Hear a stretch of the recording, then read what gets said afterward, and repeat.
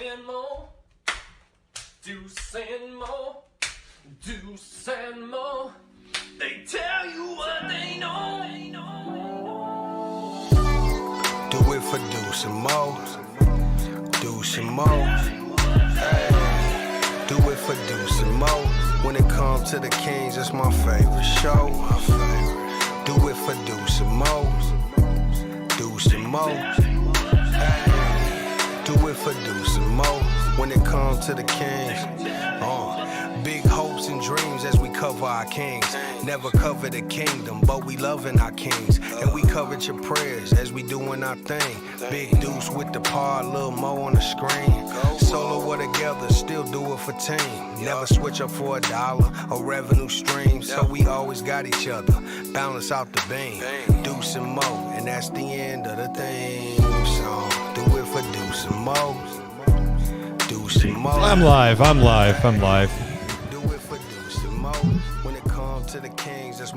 Morgan picked a great day to get a concussion, huh? Man, I should have pulled that one too. I hit my head. I can't talk about the game. How we doing on the night chat? Hey. Hey, Morgan. Morgan's not here. My God. Let's go, Kang. You know, we've been doing night chat for a long time now. I think this is like season 4. We've seen some bad times over this stretch. I'm not kidding you. This is the first time I was like, I don't want to do night chat, man. For those who don't know, Morgan was on the broadcast tonight. She's not here for the podcast tonight because she hit her head today and then had to go to urgent care, then went to see a doctor, and she was diagnosed with a concussion. She's doing much better now. That's the good news. That's the good news. That's the great news. The bad news is that the Kings just threw away 2 games in a row. 2 games in a row, what should have been a 4-1 road trip. You lose when you lead by 4 with 18 seconds to go at the free throw line against the Bucks. And then tonight, out of all nights, tonight, when you are playing classic Kings basketball, for most of the game, you are cruising. The Suns, little bit of a punchback. It's down to 14. You get it back up to 20. And then in the fourth quarter with 8:10 to go, you're up 22 points. I'm looking ahead. I'm like, this is great. Couple more baskets here. We can call it a night. And Vogel says we're going small. And the Kings shrunk even smaller than them at that point. The Kings collapse. Poor decisions. Bad shots. Defense getting cooked because of bad offense. And here we are left talking about a loss? This is why the games against Portland and Charlotte hurt so bad, right? You have those losses, then you add this to it. We're seeing too many bad losses now by this group. Too many bad losses. And it sucks because tonight and the Milwaukee game, there are moments you thought this could be the turnaround for this group. This could be the stretch where they really start to take off. Tonight, just beyond disappointing. We've seen bad losses, but this might be the worst loss of the year. And I feel like we say that sometimes after losses, and the Kings have had some bad blowouts where they didn't show up.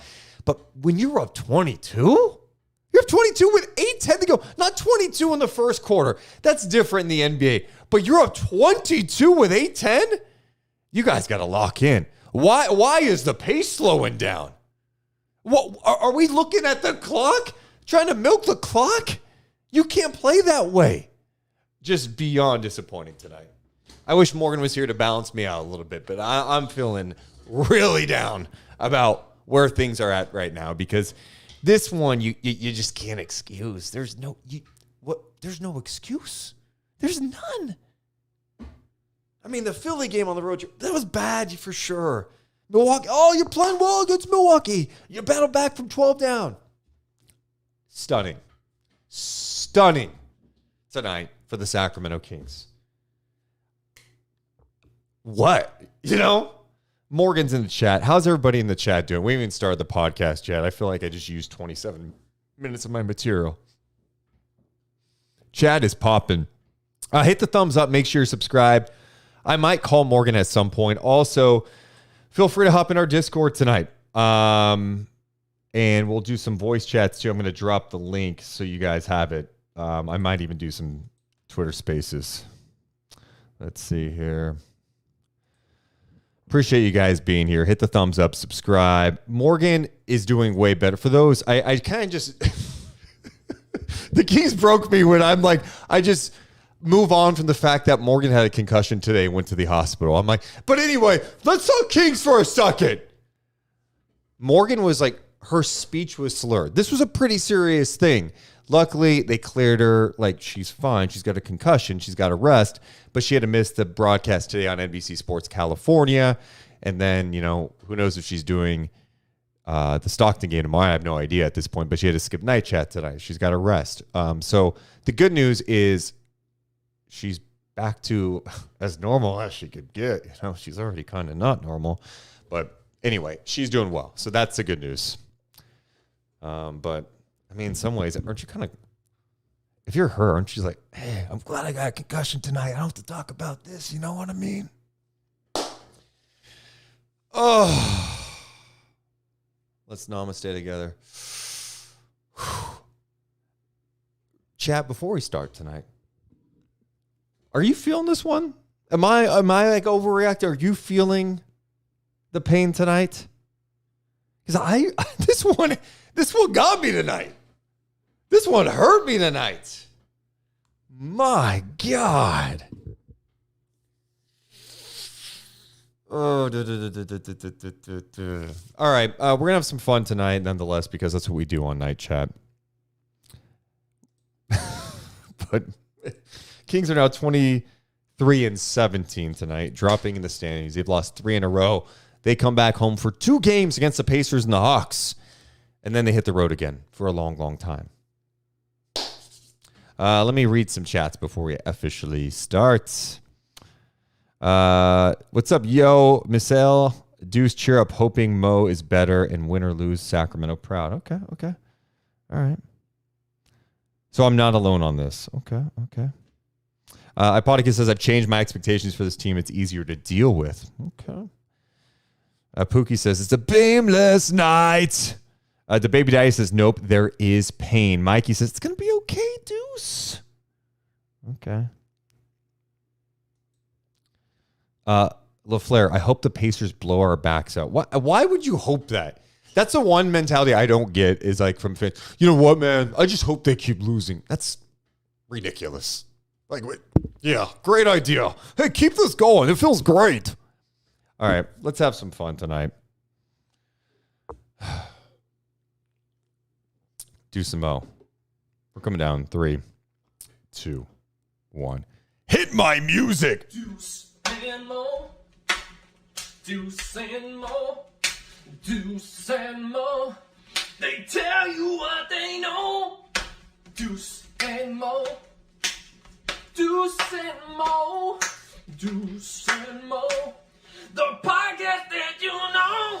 Hey, welcome into the Deuce Mo podcast, recording this on a Tuesday night, flying in solo. My co-host Morgan Reagan bumped her head today, had to go to the hospital. She's all good, diagnosed with a concussion, so she's in concussion protocol. And in some ways, I wish I was in concussion protocol tonight, because here we are talking about back-to-back Kings losses that might be 2 of the most disappointing losses of the season.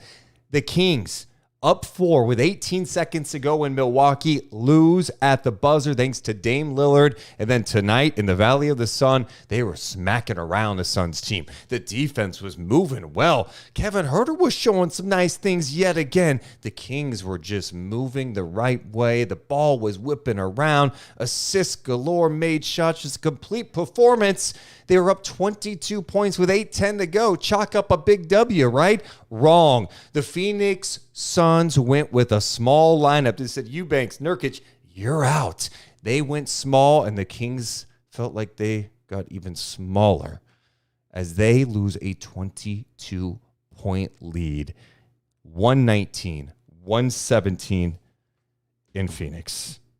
It's the biggest fourth quarter comeback in the NBA since the bubble. In fact, teams were 0-1,244 when down 22+ since August of 2020. We'll add 1 win to that total for the Phoenix Suns tonight as the Kings have an epic collapse and all of a sudden they're 22-18.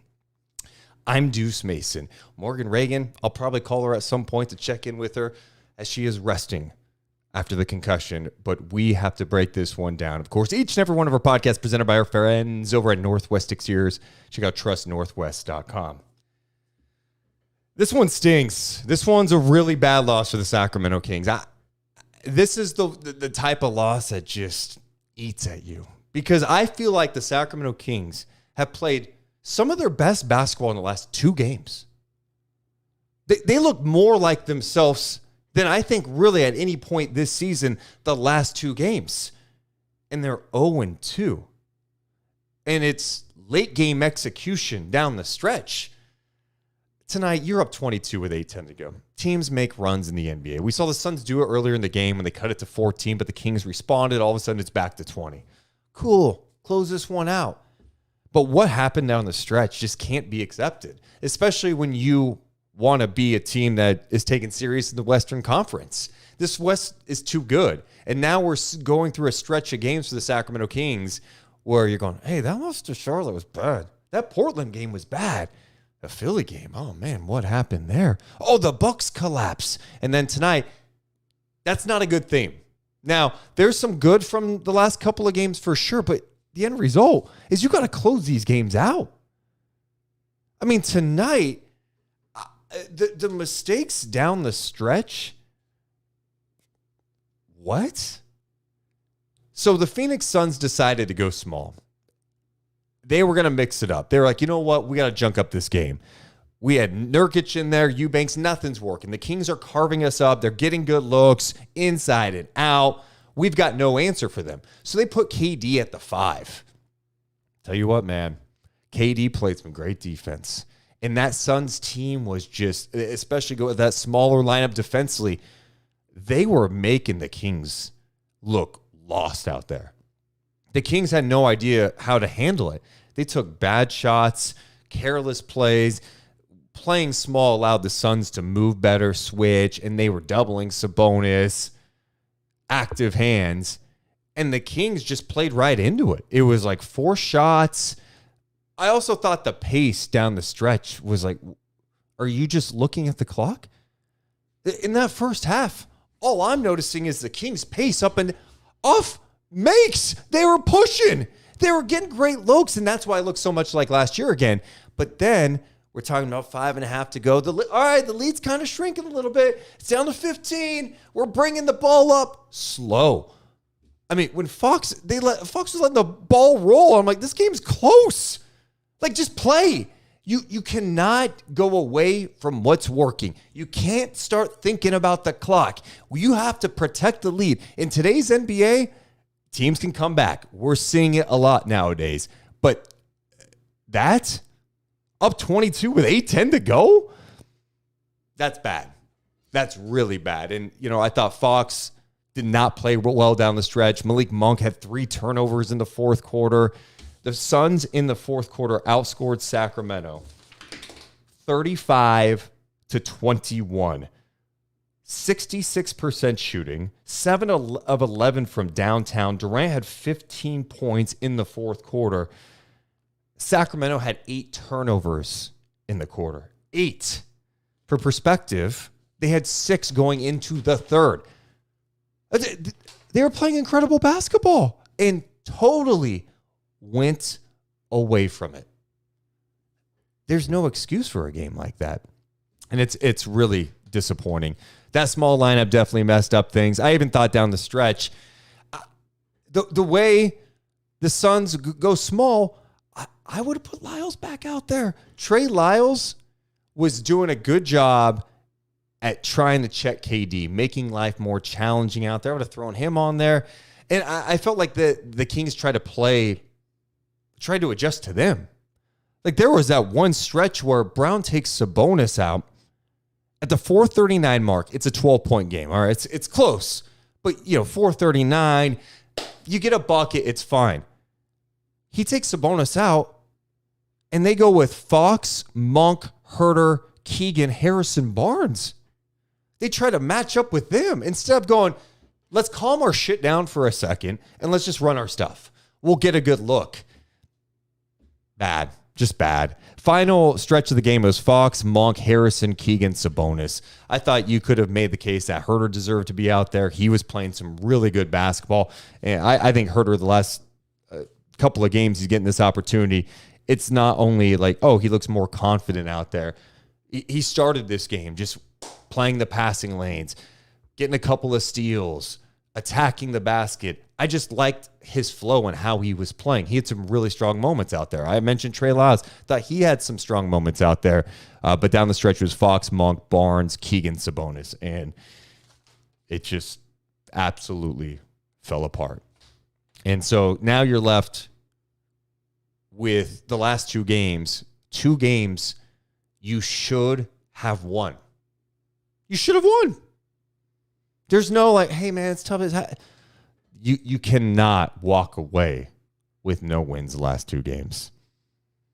You know, I mean, even we talk about, I see what the chat's popping up to. Appreciate you guys for hanging out with us. Sasha had some fantastic moments in this game tonight, too. And I just want to double check my notes. So Sasha played the start of the fourth quarter. And look, this game started to switch a little bit, right? When they made a run in the third, but the Kings answered, right? But Sasha started the fourth quarter. He ended up coming out at the 7:10 mark and did not come back in the game. Same with Lyles at that point. Those guys did not end up coming back in the game. And I thought both those guys had some very strong moments on both ends, you know? Sasha tonight tied his career high with 14. And he did it in 17 minutes, 6 of 9, active defensively. But tonight falls on some weird decision-making down the stretch, both with lineups, and then you expect more from Fox and Monk. Those guys have to bring you home. And I think that's where the disappointment really lies tonight, is some of the mistakes that are made down the stretch. Those are mistakes you expect from like a young team that hasn't been there before, who hasn't played some close games. Guys, this team's been in the playoffs. Like they don't have a whole bunch of guys that have been in the league 2 years. We're talking about guys who've been around. Like, you settle it down and run your stuff. The Kings just needed a bucket. Just a bucket. And they just could not get anything easy in the game. Just really, really bad. Should I call Morgan before we get to some calls? I'm going to just check in with Morgan. She probably didn't even watch the whole game. Let's see if this works.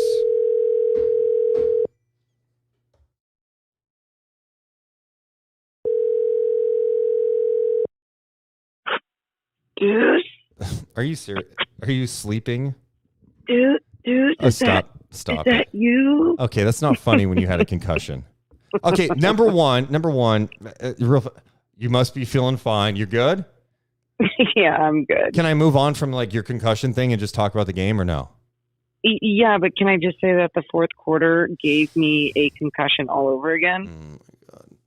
Did you see some of the game? Did you watch any of it? So I stayed up just because obviously concussion, screen time, you got to be smart with it, whatever. So the first half I was watching, and then and then halftime I was like, you know what, I'm going to close my eyes. Like, I'm good. Like, this is a good game. I'm going to close my eyes. And I started waking up in the fourth with like only a couple minutes to go. And who were they playing? The Suns were going on their little run. And I'm like, yeah, this doesn't feel right. It doesn't feel right. And so then I saw the epic collapse, and it was that was heartbreaking, especially because of what I watched in the first half and not much of the third, but in the first half, watching just the good execution. Like, I was listening to you on the podcast just now, and just how you were talking about even Kevin Herter getting deflections, getting steals. Like, everyone just looked together. It was so good. And the Suns closed on a 32-8 run, by the way. 32-8. Yeah, no, I saw the final number of that in the post-game show, and I was just like, that alone, that execution there at the end, that's what I get. It's hard, when you're up by a lot and you're playing a team with players that have been there before. You know, Kevin Durant, Devin Booker. You can even go down on Eric Gordon, Bradley Beal, whatever. But the way that the Kings were playing throughout literally almost the entire game, it was like shocking to me what they were doing there at the end. And I felt like it was like you were mentioning, the small lineup Mike Brown was going. It was this weird, like, I have fear, let's match their small lineup kind of vibe instead of just playing our game. Yeah, and they went with that lineup. So they put that small lineup in at the 4:39 mark. It was okay. It wasn't out there long, but again, momentum, right? Like they end up going back with Sabonis at the 3:52 mark, but I just didn't understand it. I'm like, when this game's tight, I'm leaving Sabonis in it. You can tell me they're trying to pick on him defensively. I don't care. Here's what I know. They need to match up with him on the other end. We got to find a way to get him the rock and allow him to execute with some quick decisions. And I felt like they went away from that. They panicked. They took some bad shots. I mean, Fox had that 3-point attempt that got blocked. Where I was like, what was the thought process on that? You know, I don't know. That was there was a lot of there was like scared hesitation moments from this King squad that I'm just especially not used to seeing from De'Aaron Fox. You know, Mr. Clutch, who has the utmost confidence at the end of a game. So it was great too, because the way that he came into this game, I was like, all right, he's shaking off whatever he did at the end of that game with that defensive play against Dame. You know, like, and here's the thing, even if you want to blame a little bit of that on Sabonis and dropping back and all these things, De'Aaron's a leader. De'Aaron's going to take that, and either way, he's going to be the one that's going to be like, that's my bad. Like, that's who he's grown and matured to become. Morgan, and then that's why this hurts so much, right? Is because it overshadows all the good that happened in this game. Fox had 33 points. He was hitting big threes, 6 of 10 from downtown, 12 of 24 overall. 33. I mean, that was a great night for him. Sabonis had another triple-double, his 8th in 14 games, 21 points, 12 rebounds, 11 assists.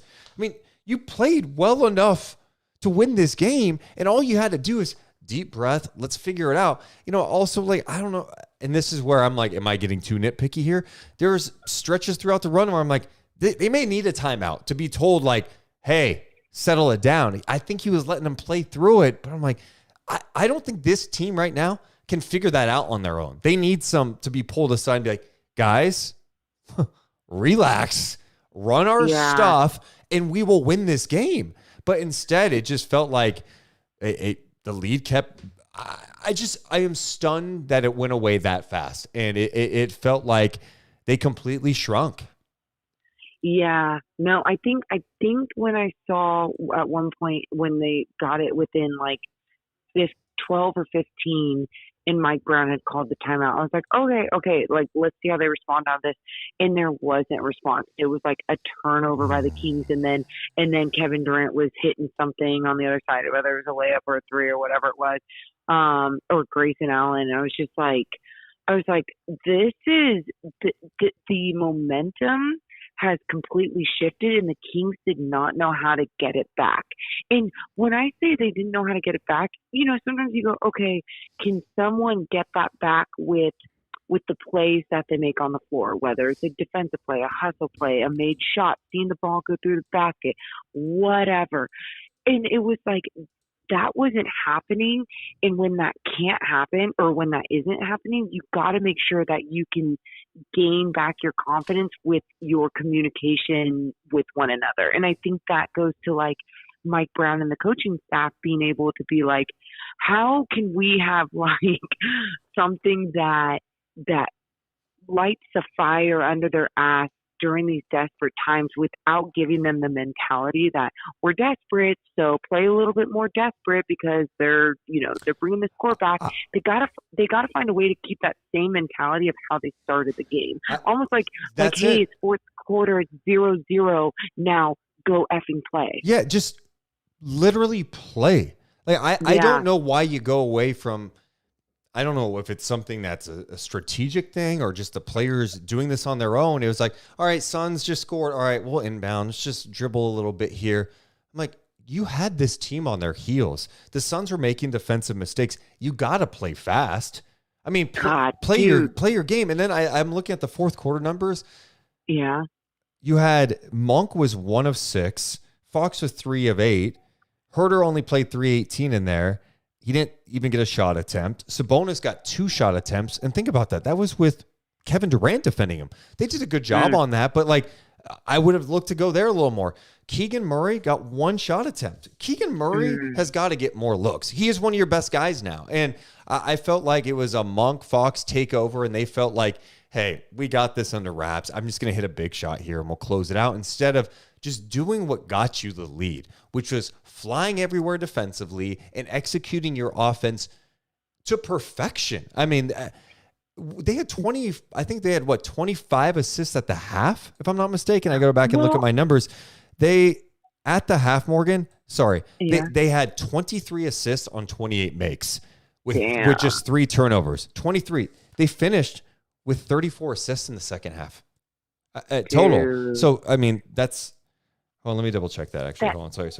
This is where I miss you sometimes. They had 23 assists, and then they had 11 the rest of the game. Yeah, 11 the rest of the game for 34 assists. I mean, that's a night they should have had like 40 assists if they just played their style. And that's it. That's Deuce right there. Because, and I don't know if that's a coaching thing or if that's like a leadership thing with De'Aaron and Malik, where they got to figure it out, or if the coaches have to figure it out, because they have free range to like take over, do what they need to do, play free, which I love. I think that is a great coaching style. But I think in times like this, there's more strategy that is needed. And the strategy that is needed is being able to tell your lead players, like, hey guys, go back to what was working. And what was working, let's put Keegan in the 2-man game with Domas. Let's put Domas at the post, like blah, blah, blah, whatever, run this action, do this, start with this. It needs to go back to their basics of what got them there. And I think sometimes when De'Aaron and Malik Monk have that type of freedom and they want to take over, it's not even necessarily hero ball, because here's the thing, they've proven they can do it before. But I think in times like this, when it's a complete breakdown all the way in the last half of the fourth quarter, like you have to have leadership from the above. And I'm talking like coaches being like, no, back to what we know. Yes, back to play your game. And then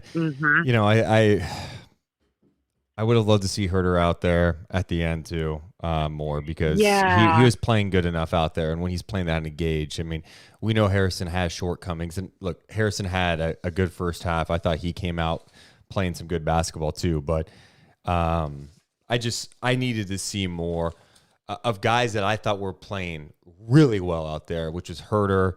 I mean, I mentioned Lyles earlier. Sasha had some awesome moments tonight. And we didn't see a lot of those guys down the stretch. No, and that's another thing though. That's not on, that's Mike trying to run with what he liked, what he saw. But you're exactly right. Like even with Sasha in there, Sasha had those really good moments, and Sasha had NBA minutes to feel a rhythm, to feel a flow, and it was leave him in there long. And I didn't see the third because I was sleeping, just trying to make my head feel better. But what I was seeing from him in the first, and not only was he starting to make his shot and find that rhythm, but like being in the right place at the right time down low from the dunker spot, moving on in without the basketball, and like Malik Monk finding him. I'm just like, these things and these pieces were working, and sometimes you just got to trust. And again, easier said than done from the outside, but that trust has got to grow faster, especially when you're dropping 2 games like this. Well, Morgan, here's the good news. I feel like just talking to you right now, you sound a lot better. I feel like you might be passing concussion protocol. Like you could be, if this was an injury report, you'd be listed as questionable for tomorrow's Stockton Kings game. questionable. Oh my God. So, No, you know, okay, good, the good. doctors will take a look tomorrow and kind of go from there. But seriously, you do sound a lot better. I'm glad you're feeling better. Thanks. So, No, thanks. And really quick too, because I was talking to someone else who got a concussion like a couple weeks ago, and they were dizzy for 5 to 6 days. Like for me, I didn't feel any dizziness. It's just, it feels like just like a little headache now, where before it was like yikes. So hey doc, I'm good. I'm ready to go in, coach. You know, just I'll pass the concussion protocol tomorrow, hopefully, and we can put me in the game so I can call some G League basketball. all right, get some rest. All right. Hey, you're doing really good without me. Keep it up, because I really like listening right now, since it's hard for me to watch anything. We miss you. We're going to take some calls too. Get better. Okay, thanks. Bye. There's Morgan Reagan. Appreciate you guys. Appreciate you guys in the chat. I saw a couple of people mentioning the defense down the stretch, and then someone was even mentioning, let's hear something. Battle Rap says, so many wide open threes. Allen was 6 of 7, so let's keep leaving him open. Great defense. You know, at the start of the game, I didn't really have too much of a problem with it. I thought they were so focused on slowing down the big three, and Allen was knocking down some shots. And if Grayson Allen's going to beat you, okay. I mean, you definitely have to adjust. You got to close out better. But I was like, you know, they're doing such a good job on the other guys. And I don't think Grayson Allen is going to beat you tonight. However, down the stretch, I mean, some of the stuff they got in transition, Durant had that incredible attack dunk. They hit some big threes. Durant hit some big threes. The Kings were just on their heels as soon as their offense went to crap, and they stopped playing their game. And that's the lesson tonight is like, look, you could play 42 minutes of great basketball, or you could go back to Milwaukee game where you had really good stretches of basketball. But if you don't execute down the stretch, this is what's going to happen. And you can't have games like this. These are the games that cost you at the end of the season when you look back at it. And the Suns team has been starting to play some better basketball. They'd won 7 of 10, but they weren't playing perfect either. And you saw that tonight. You saw their shortcomings. Again, you're up 22 with 8:10 to go. You have to execute your stuff. And I thought the Kings got too cute, way too cute down the stretch. And then some of the Lions were just like, I don't know why you're going small to match up with them. I want Sabonis in there. He is the offensive engine. And it was like, I think there was too much of, oh, hey, Monk or Fox is going to hit a dagger here. Let's get a dagger. No, man, I don't care who gets the shot. Just score. Just score. Appreciate you guys for being here. If you have not done it yet, hit the thumbs up button. Make sure you're subscribed. Of course, each and every one of our podcasts presented by friends over at Northwest Exteriors. Check out northwestexteriors.com. If you're looking for windows, it's a no-brainer. They are local. They're in Sacramento. They've been here for a long time. They're Kings fans, and they're probably hurting tonight. But new windows make the world of difference with a house. One, your home value is going up. Your house is going to look better. You're going to save money on your energy bill. So go to their showroom in Rancho Cordova. Trust us, we don't endorse people we don't vibe with. We really believe in them. They did amazing work on a little podcast studio. They will do amazing work for you. Check out northwestexteriors.com. Trust Northwest because simply the best. Trust Northwest. We got people wanting to talk too. Jessica De La Cruz donates $2 saying, I prefer Jordy Fernandez over Mike Brown. All right. That's a little bit of a hot take. Let's settle down for a second. Let's kick things off tonight. Here's a good one. Our buddy Praneel, who's now got to be 17 years old. Praneel, are you there? Yeah, how you doing, Deuce? Praneel, I'm hurting tonight, man. You know me, I try to keep it even keel. It's a long season. We're almost to the halfway point of the season, but these last 2 games have tested me in a way that I haven't been tested in a while. Like tonight's really disappointing. Yeah, I thought the Bucks game was horrible. I mean, and I didn't think it would get any worse, and then it got pretty worse here with the Suns absolutely storming back. I have a lot of thoughts. For one, I said originally that I wouldn't come on talk more basketball, but I have a lot of thoughts that I do want to share. So let's do it, man. It's about tonight's game. Is that where we're starting? Absolutely. First things first. Down the stretch. Go ahead. Yeah, I can't wait to hear what you say about down the stretch of this game because I cannot believe how out of sorts they looked offensively. Yeah, I absolutely what you were talking with Morgan on the freedom of what we play. That should absolutely be a thing when we're rolling. Currently, we're not rolling. I think that we should have gone to more structure. We should have gone to some DHO actions. Start with the high post, run our splits. Do the things that were working early in the game, and we just got away from that. And that's what ended up losing the game is the offensive lack of execution. And second thing is not playing Kevin Herter because Kevin Herter was the reason why that big three struggled heavily early in this game. Right, his activity on the point of attack was so refreshing, especially since he struggled to do this earlier in the season and throughout the season, right? He was scrambling in on rotations. He was getting up in the ball. His closeouts were fantastic. He was getting in passing lanes. He was doing every single thing that we know is capable of doing. And he just didn't get minutes. And you go Fox and Monk late in the game. Fox and Monk both are spending a lot of time on offense, especially since you're practicing offensive freedom. You're letting them cook with the ball in their hands.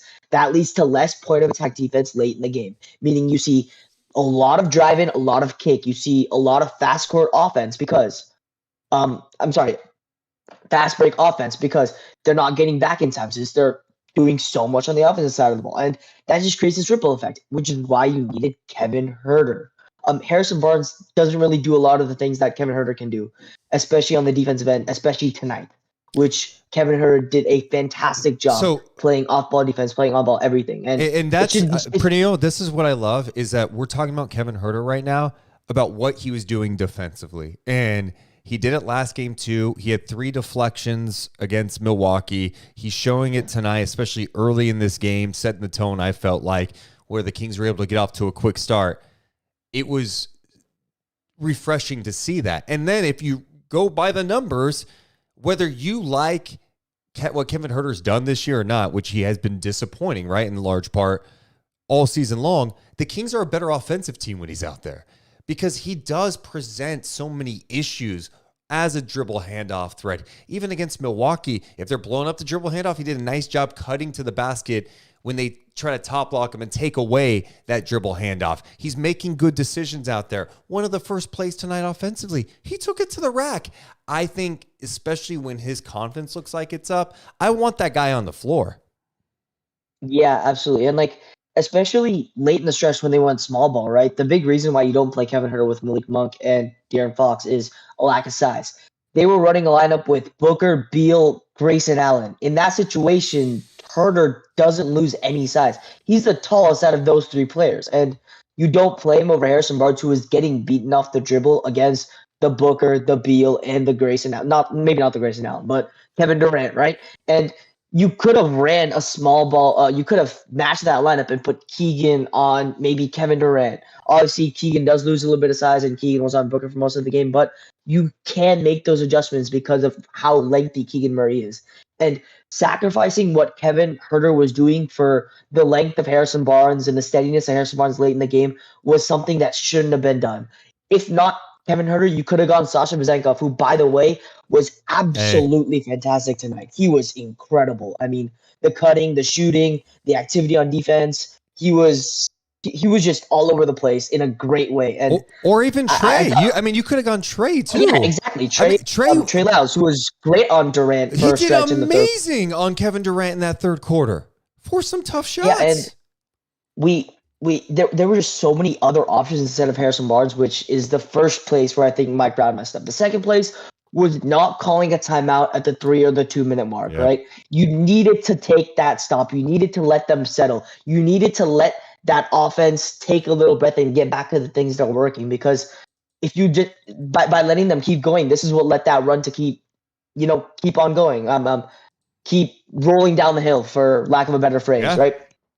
And I think that not only would that timeout be good to let our guys settle, it would stop the momentum for the Suns and the crowd, right? This is not a hometown. This is not a home game. This is an away game. And that crowd was getting really, really loud, and that also messes with the offensive flow, right? You're playing away from Sacramento. So there's so many things that Mike Brown, I think, missed on late in the game that we really should have done. The offensive freedom was a miss. The rotations were a miss. And not using your timeouts properly was a miss, right? you have a chance against a short-handed Indiana team, which we really need to pick up, which I will be in attendance for. Let's go. But I mean, there are just problems with this team that I think we need to fix soon, whether it be by making a change in the starting lineup, making some trade, or some internal stuff, whether it be rotations or something. Because the way things are going right now, this team will get blown out 4-0 swept in the playoffs if they make it. Well, and that's the thing that kills you about the last couple of games, because I feel like from a rotation standpoint, I'm like, I like the fact that they're sticking to something the last couple of games, right? And I feel like that's been one of my big criticisms. It's like, God, just in and out of the lineup for all these guys, right? Oh yeah, and Kevin Huerter getting stability in these last 2 games has been great for him, I'm sure. And they're so now, back-to-back games where they're playing 9. I'm like, I'm fine with that. And they're playing the same 9. It's about down the stretch. And, you talk about those things with some of the decision-making for timeouts or lineups. But the other thing I go back to is on the court, too. And this is where it's like, hey, Malik Monk, Mike's trusting you, right? You got to execute. De'Aaron, you're supposed to be one of the best guys in the league. Like, you have to go out there and settle guys down. It's not year 3 for these guys. Like, this is a team that's been around, right? Like, these are players who have been in games. They have to be able to execute down the stretch, and that's where you go vocal leadership. Are guys talking enough on the court going, guys, we got this. Huddle up together, and let's talk this. We got to go out here and run our stuff. Instead, it just felt like they were going for the dagger. And it happens sometimes, too, when they're trying to get back in the games we've seen this year where they try for the home run. Don't go for the home run. Just go get a bucket.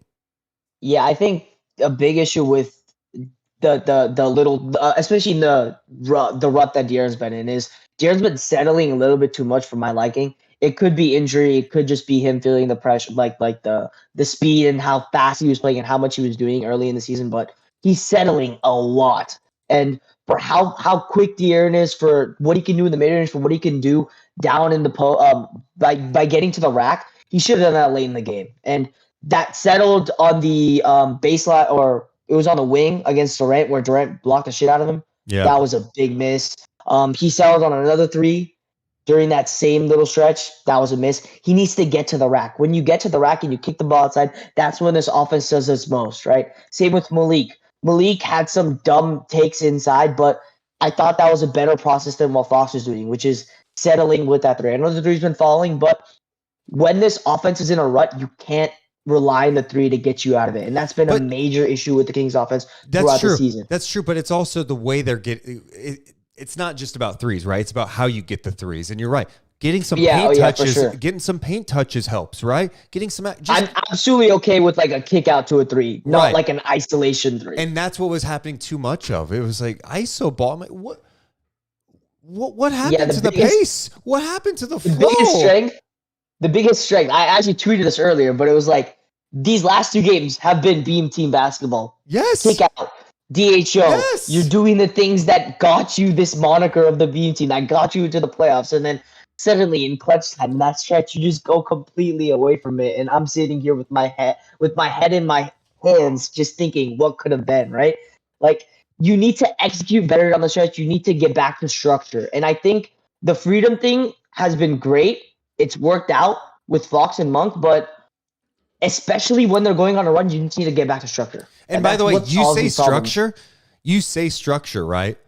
But there's a lot of freedom within that structure. Exactly. That's the whole point of the Kings offense too. It's freedom within structure. Yep. Well, Praneel, I appreciate your perspective tonight, man. And I'll see you Thursday at Kings Pacers.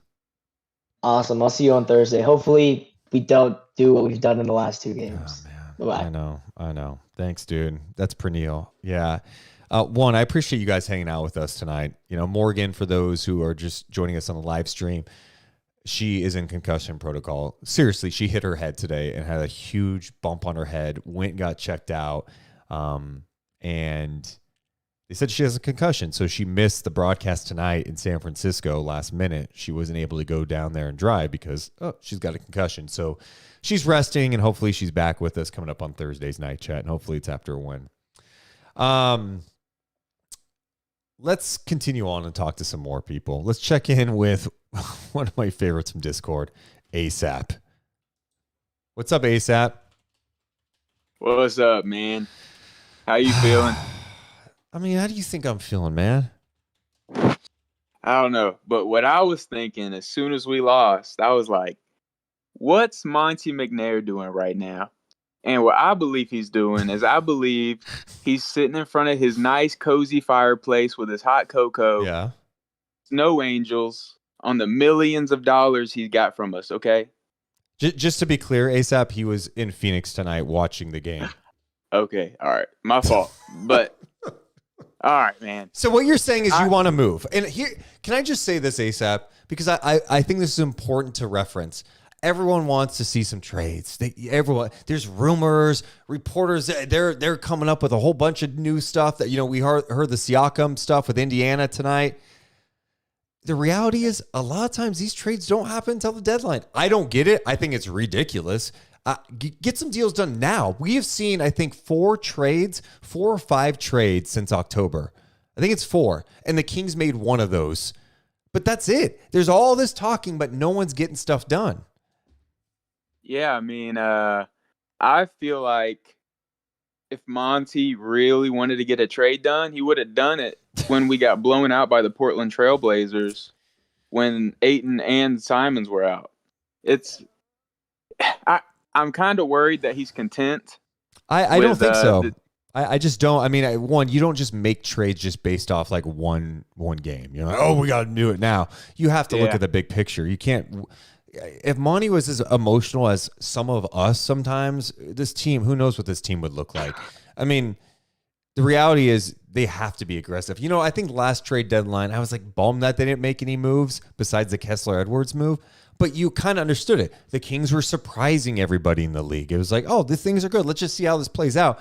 But I think this year, we all see the issues. And you have a larger sample size from last year to the playoffs to now almost halfway through this season where like, they could use something a little different.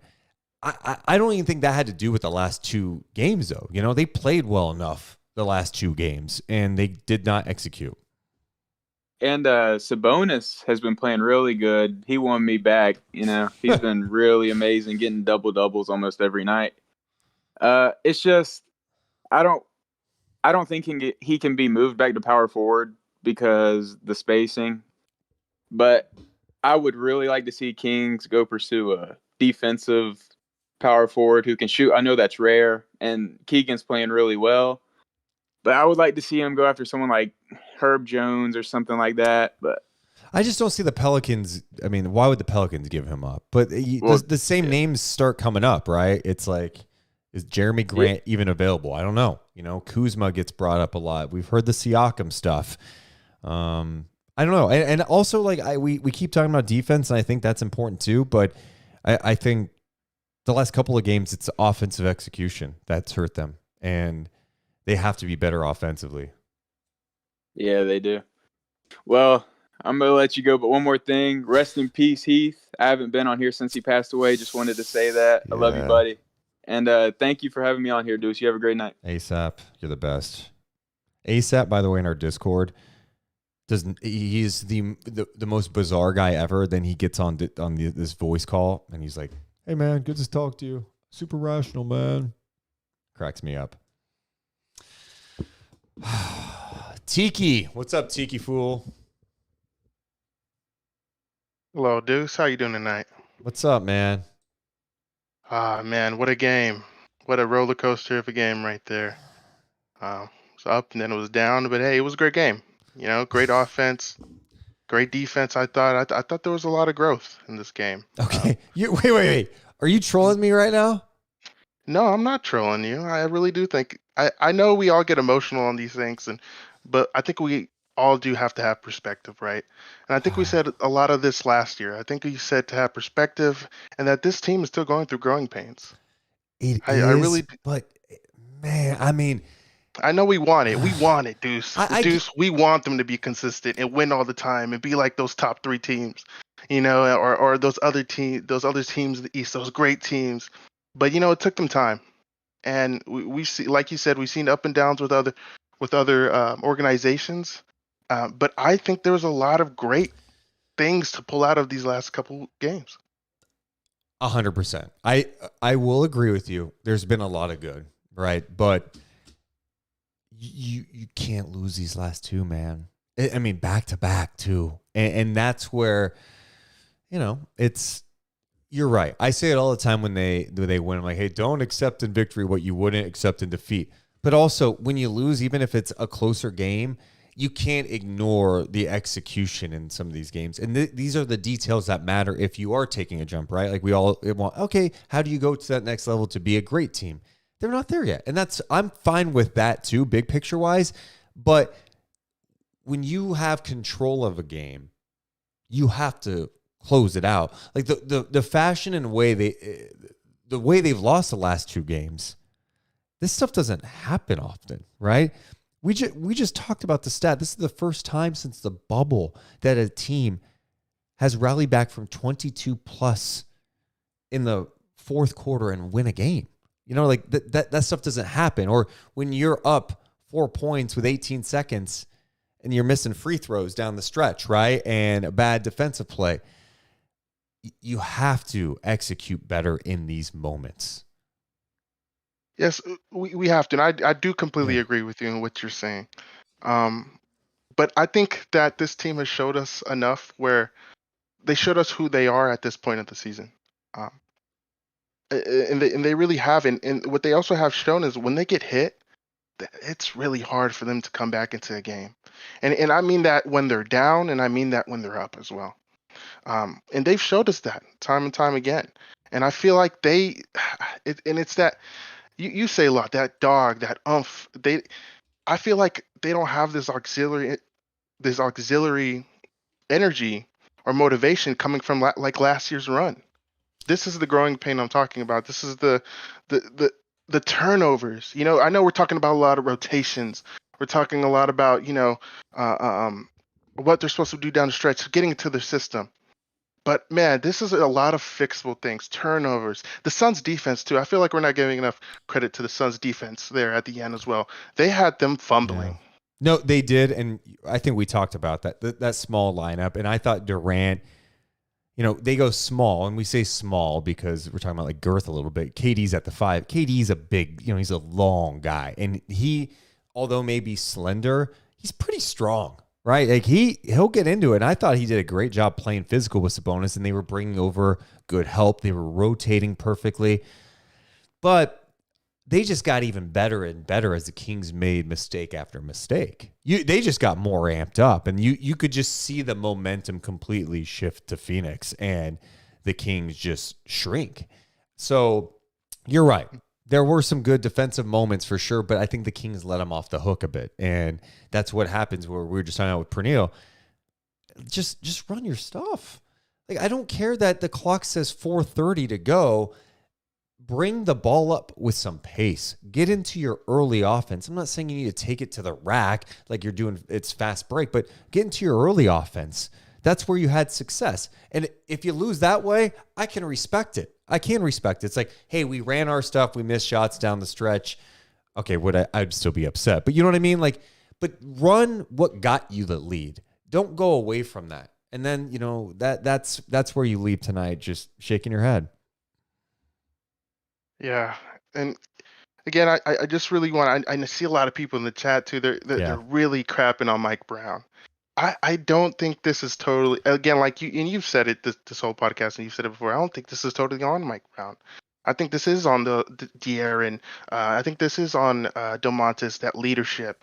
There's how many field goal attempts did we get in the last 5 minutes? It's just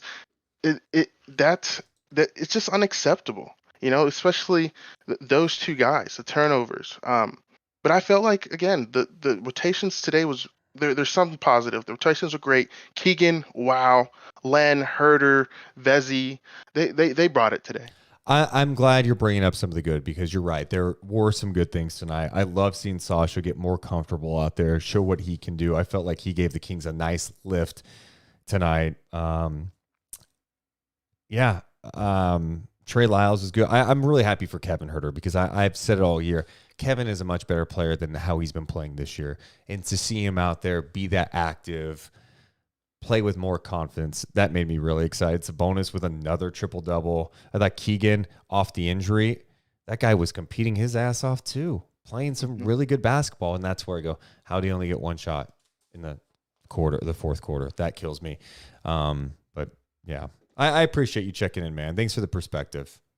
No problem, and thank you so much. I've been listening, honestly, fairly recently here, and you guys are always on top of it. You're consistent. I mean, you're here tonight even without Mo, and then I do wish Mo the best, and thank you for what you do. You guys really do some great stuff. I appreciate you, man. Thanks for checking us out. Spread the word, man.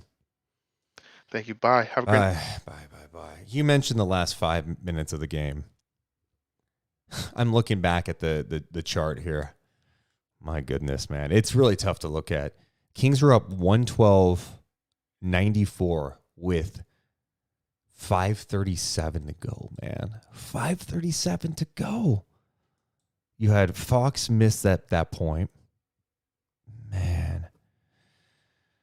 Beal scores. Sabonis, 1 of 2 at the line. Allen hits a 3, cuts it to 113.99. Monk turnover. Durant dunk. It's 113-101. Timeout. Al the timeout. Fox turnover. Durant 3. It's down to 9. Next play. Barnes. Offensive foul. Then it's 113-104. 3:52 to go. Brown goes with that small lineup. They take Sabonis out, right? Durant misses a 3. Fox misses a layup. Grayson Allen with a tremendous block. Beal dunk transition. My God. So it's 113-106 with 3:16 to go. Fox misses a 3. Durant blocked it. 2:39 to go. Blocks it. Then Durant comes back and buries a 3. At that moment, I'm going, is this really happening? It's 113-109. Sabonis answered with a layup. All right. You can breathe. It's 115-109 by Malik Monk on the baseline. Then Monk has a turnover. Gordon 3. It's 115-112 with 1:27. It comes down and buries a 3. We're tied 115, 45.4 to go. Fox misses a jumper, and then Sabonis is called for a loose ball foul. So Durant goes to the line, and then boom, they got the lead. They end up scoring those final points. 115. Durant hits 2 of 2 at the line. It goes to the line again. 119-117. Woo! Just amazing. Absolutely amazing. Make sure if you're in the chat, hit the thumbs up. Make sure you're subscribed. We appreciate you guys being here. It's hard to look back at that recap and see what went down. Let's check in next with Manny. What's up, Manny? Manny, welcome into Night Chat. You're on with Deuce. Are you there, or did you fall asleep? Manny going once, going twice. Put you back in the lobby. All right, who's next? Who am I talking to on Night Chat? All I see is the letter C. Oh, they have video. Oh, you know what? Sometimes we need this. Is that who I think it is? Nick? Hello? What are you doing? Is that you, Nick? Yes. I don't see your face, man. This is okay. This is what I see, Nick. A green screen. Okay, what's going on, Nick? How are you feeling tonight? How are you? Not good. It was not a fun game. What happened? We lost. We should have won. So how do you move on from here? What's your message to the team? You got to play better defense. What about the offense? You got to play on the offense. Okay. Offense. All right. Anything else, Nick? What else? I is on do your want mind? to say, hey, dude, can you buy me a pizza on the 18th at the game? I'll think about it. Hey, where's Morgan at? She hit her head. She has a concussion, so she's not here tonight. Well, how did she hit her head? Being clumsy. Really? Yeah. I'll tell her you said hi, though. Is she okay? She'll be all right. She was on here earlier. Is she in the hot? Did she go to doctor? She did. She did. All right, Where Nick. She has a concussion. She has a concussion. All right, Nick. Hey, we got some other people we got to get to. All right, sleep dreams. Sleep beams. Bye. There's Nick.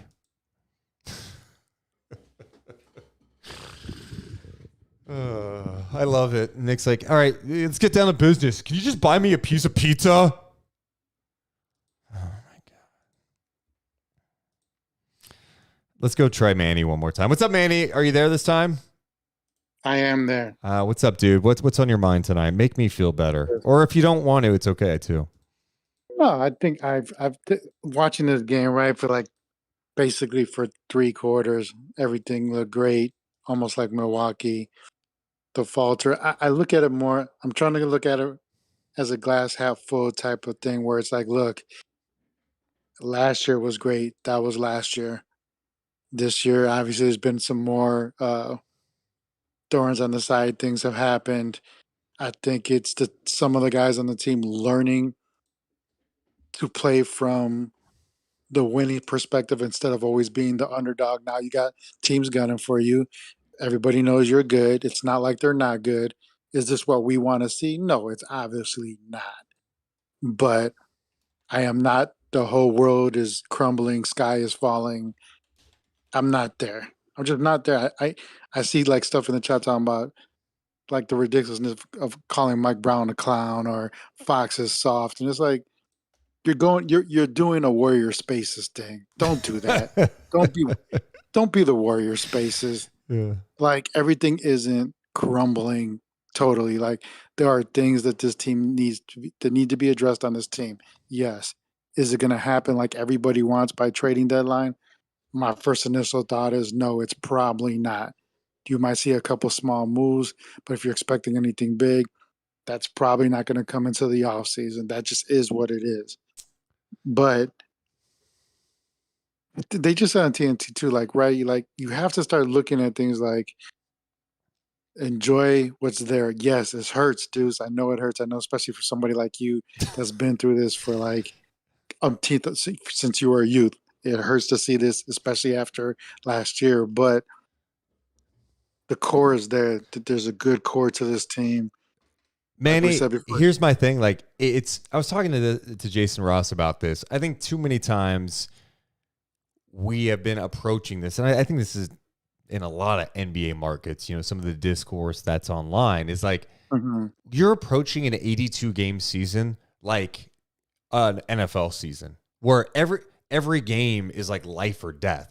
Like, look, yes. Can the Kings come back? Yes.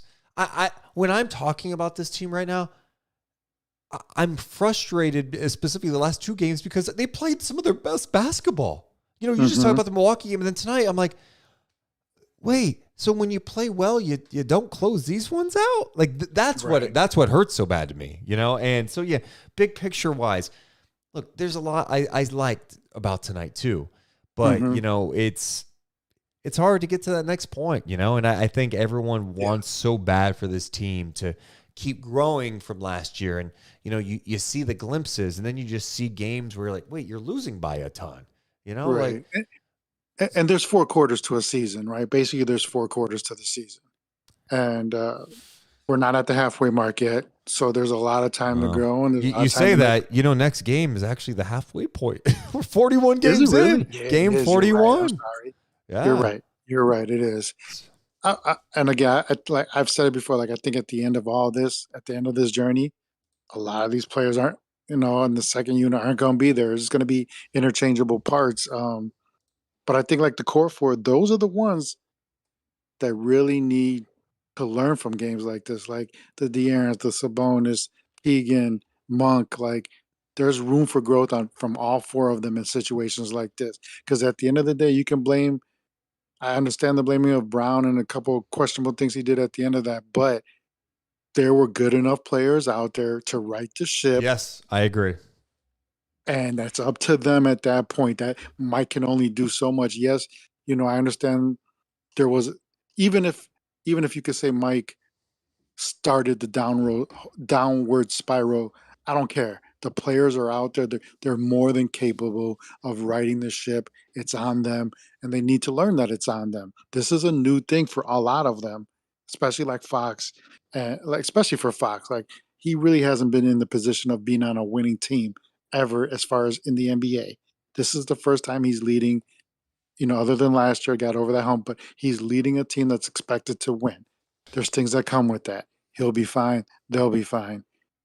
I'm not saying you can't be irritated, you can't be mad, but let's not jump the ship. Right. I'm with you That's on that. all. Manny, appreciate your perspective, man. Thanks, Deuce. There's Manny. Also, some super chats. Hopefully I'm saying this name right. It starts with a J. I'll just say J. Just my opinion, but want your thoughts, Deuce. Monk has earned his minutes and trust from coach. That's why he didn't get pulled tonight, but this still hurts.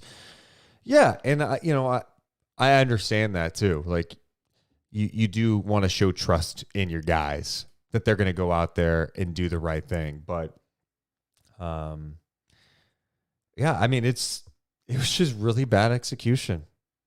I mean, 2 games in a row, and that's where you really feel it. It's against, it would have been 2 great road wins. All of a sudden we're on here talking about a 4-1 road trip. Just think about what we'd be talking about with this team if they handled Milwaukee, a team that was playing pretty good basketball at home.